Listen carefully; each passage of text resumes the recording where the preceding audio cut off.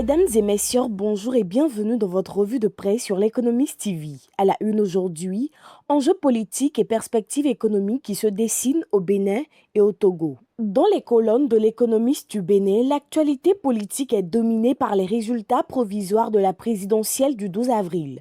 Romuald Wadaï est annoncé largement en tête avec plus de 94% des suffrages, confirmant une victoire dès le premier tour. Le journal souligne une forte mobilisation électorale et met en avant la poursuite attendue de la dynamique engagée sous Patrice Talon. Sur le plan économique, une analyse portée par Hassen Fada met en lumière les avancées industrielles du Bénin, tout en rappelant les défis à relever. L'accès est mis sur le développement des zones économiques spéciales, la création d'emplois et la transformation locale des ressources. Des leviers comme l'énergie, la gouvernance et la formation des jeunes apparaissent essentiels pour renforcer le positionnement du pays sur les chaînes de valeur régionales et internationales. Au Togo, le secteur bancaire affiche des performances en progression. Le quotidien L'Économiste du Togo revient sur les résultats du groupe Ecobank qui enregistre un bénéfice avant impôt de 801 millions de dollars en 2025, en hausse de 21% avec des revenus atteignant 2,45 milliards de dollars.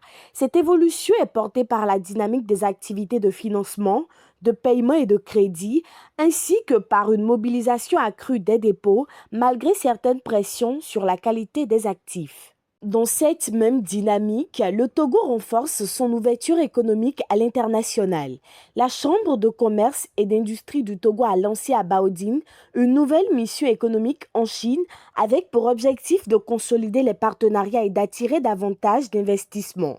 L'initiative met en avant les secteurs porteurs et les opportunités d'affaires avec en ligne de mire l'industrialisation, le transfert de technologies et l'amélioration de la compétitivité des entreprises. De Cotonou à Lomé, l'actualité révèle des économies en mouvement, portées par des choix affirmés et des stratégies d'ouverture.